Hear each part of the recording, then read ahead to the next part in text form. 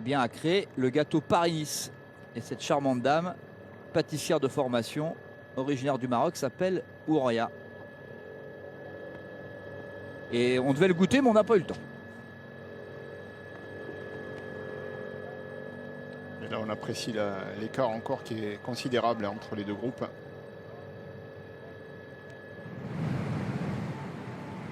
Thomas Voeckler. Juste à ses côtés, c'était Ramūnas Navardauskas, le coureur lituanien de l'équipe Garmin Sharp. Là, en queue de peloton, vous avez Mitchell Docker, l'Australien de l'équipe Orica Green Edge. Juste à côté, c'est Valerio Agnelli. C'est le groupe de tête là qu'on a de nouveau. C'est la tête de course, 7 km de l'arrivée. Et on est organisé en ordre de bataille. D'un côté, le team John Shimano à droite de la route.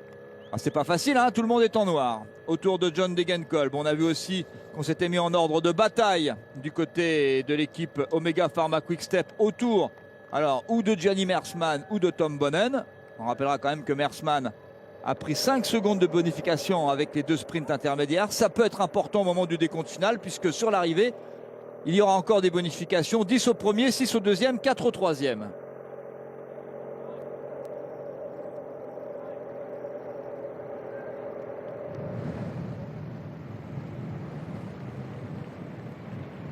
Là, nous sommes avec le deuxième groupe.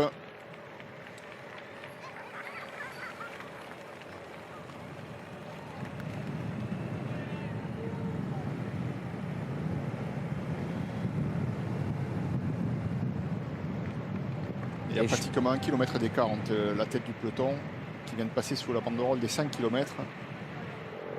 Ah ben on va devoir changer de stratégie dans l'équipe AG2R à la mondiale. Indiscutablement, Romain Bardet est fort, il est en forme, il l'a prouvé ces dernières semaines, mais voilà, il a retardé par une chute. Je sens de changer de vélo. Thierry, je ne sais pas, parce qu'on a beaucoup parlé de Bardet, mais je ne sais pas si Bettencourt a pu revenir dans le peloton. C'était aussi un coureur de pointe pour cette équipe AG2R la mondiale, dans la perspective du classement général. Et on parlait tout à l'heure d'Alejandro Valverde, il vient de gagner la Roma Maxima, dont l'arrivée était située devant magnifique le Colisée à Rome. Échappé à 25 km de l'arrivée avec, ça va faire plaisir à Vincent Lavenu, qui vit un moment compliqué en regardant les images de Paris-Nice, puisque Pozzo Vivo, le coureur italien d'équipe AG2R la mondiale, était en compagnie d'Alejandro Valverde. Un des hommes en forme de ce début de saison.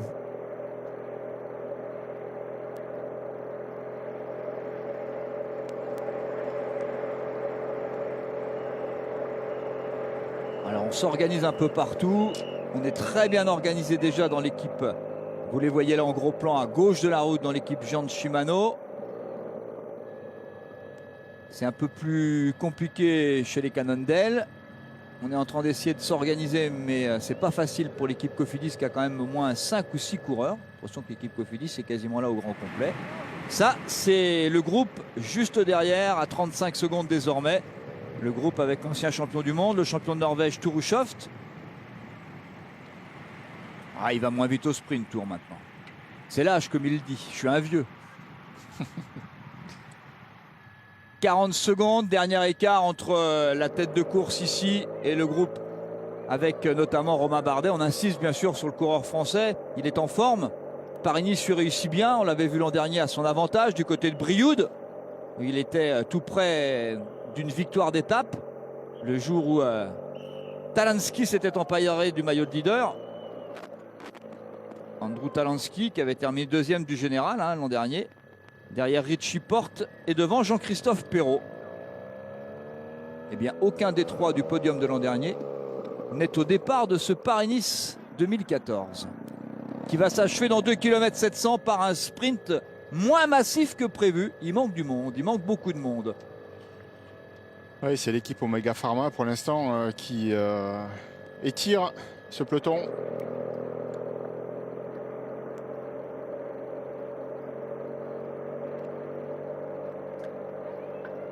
L'équipe Omega Pharma Quick-Step autour de Mersman, autour de Tom Bonnen. On a une stratégie de course, une équipe qui joue depuis le début de saison finement, qui joue plus collectif qu'elle ne joue individuellement. Et ça marche, et ça fonctionne. Je l'ai dit, on l'a vu sur Kuurne, Bruxelles-Kuurne. 10 coureurs à l'arrivée, 5 de l'équipe Omega Pharma, la victoire pour Tom Bonnen. Mais John Degenkolb est là. Et nous, on va se concentrer sur Brian Cocard et sur Nasser Bouhanni. Au niveau de l'organisation, pour l'instant, là, Omega Pharma est un petit peu désorganisé, justement. Ça roule devant, mais on a oublié la moitié de l'équipe côté gauche. On essaie de remonter. Ah, il manque du personnel pour amener le peloton de façon un petit peu plus étirée encore. Certains coupent le rond-point, n'hésitant pas à passer sur l'herbe. 1 km 600 de l'arrivée. Et on emmène John Degenkolb. Et Cocard, il est là-bas avec ses chaussures orange. Aux alentours de la 10e position, il est bien placé, Brian Cocard. Et il cherche John Degenkolb, là, les géants de Shimano. Est-ce qu'il est un petit peu... Alors, Tom Bonnen est là. Brian Cocard, il est juste derrière, on le cherche. Bah, tout le monde cherche un peu tout le monde. Hein. Oui, mais il est un peu plus loin. C'est pas son j'ai pas vu qui était son coéquipier là, mais à droite de la route, il l'attend. Voilà, il est là, Brian Cocard. Il est sous la flamme rouge. Et on est désorganisé dans l'équipe Europcar. Il va falloir qu'il se débrouille tout seul, Brian Cocard. Et il est où, John? Et on est bien organisé chez l'équipe Omega Pharma. Les Cannondale aussi avec... Mersman qui cherche derrière lui. Il cherche peut-être Bonnen. Ouais, bah, Bonnen n'est pas dans sa roue, alors il va peut-être pouvoir y aller tout seul. Chez Cannondale, c'est, je pense, Caruso qui doit être là. Est-ce que c'est Caruso qui est en deuxième position? Le jeune Italien. Et Bouhanni est là. Hein. Ah, il est en quatrième position, Nasser. Il est prêt, il a mal au genou, mais il a oublié la douleur. Il va faire abstraction de toute douleur. Cocard aussi est là avec les chaussures oranges, on l'aperçoit. Pour l'équipe Europcar. Et c'est parti. C'est parti, ça s'est ouvert.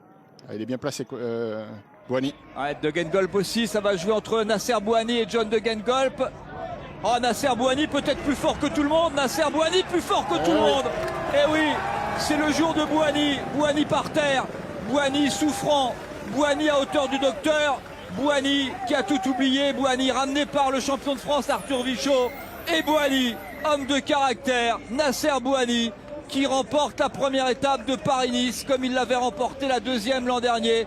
Et bien comme l'an dernier, il portera le maillot jaune de leader. Oui, bravo bonhomme, bravo. Belle victoire, très très belle victoire compte tenu de la journée ici à Mantes-la-Jolie de Nasser Bouhanni qui aura été, on l'avait dit, qui a du caractère. C'est un guerrier, c'est un vrai guerrier et il vient encore une fois de le prouver.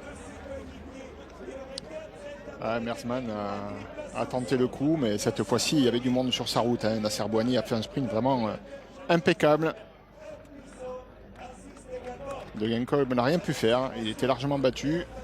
Et attention, parce que je viens peut-être de dire une bêtise. Mersman, il fait 2 ou 3?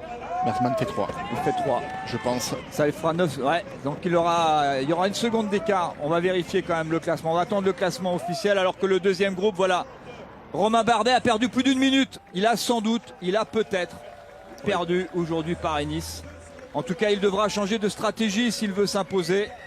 Et on n'a pas laissé de répit à Nasser Bouhanni. Hein. Les enfants, c'est tout de suite derrière. Hein.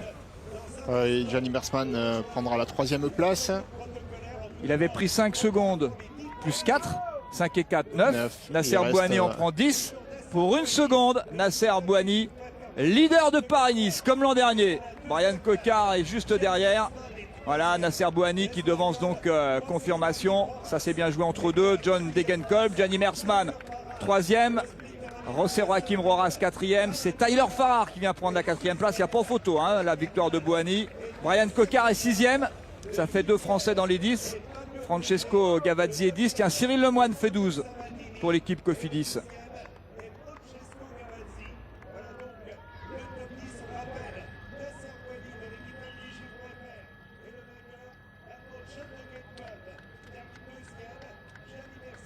Et voilà donc la confirmation en rappel de ce classement de l'étape. 4 Italiens dans les 10 premiers, mais entre la 7e et la 10e place.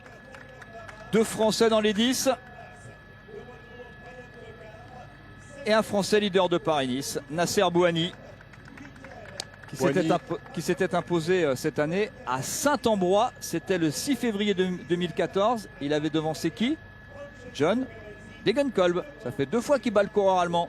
Et Cocard était pas loin. Et puis on a assisté à un chassé croisé entre les deux. Parce que Brian Cocard a remporté 2 étapes ensuite sur l'étoile de Bessèges. Oh, Bien vu le petit regard qu'a lancé Brian Cocard en contre de Bouhanni une fois la ligne franchie. Je pense que l'envie est là. Un petit peu d'appréhension peut-être du côté de Brian Cocard, moins bien placé aussi. Il faut avouer que Nasser Bouhanni, malgré sa chute, s'est parfaitement remobilisé, reconcentré sur sa course. Il était vraiment bien placé, sans trop d'équipiers pour l'aider. Tout seul, il s'est débrouillé comme un grand. Et il remporte un sprint avec autorité. Un peu comme l'année passée. Hein. Alors, on lui souhaite maintenant meilleure chance. Hein. Je me souviens que l'année passée, avec le maillot jaune sur le dos, il avait dû quitter la course, victime d'une chute. Bon, la chute, c'était pour aujourd'hui. Le maillot jaune est arrivé après cette fois. Donc voilà, l'histoire ne se réécrit pas de la même façon. Il a inversé. Voilà, il a bien fait, je pense. Il a bien fait. Il a bien fait. Il faudra quand même soigner le genou. Belle victoire ici. Face à la collégiale Notre-Dame de Mantes-la-Jolie. Et voilà donc la confirmation de ce classement. Nasser Bouhanni, hein, tout est une histoire de bonification, mais tout va jouer avec des bonifications et des secondes cette semaine. Il va falloir beaucoup calculer, réfléchir. Nasser Bouhanni pour une seconde.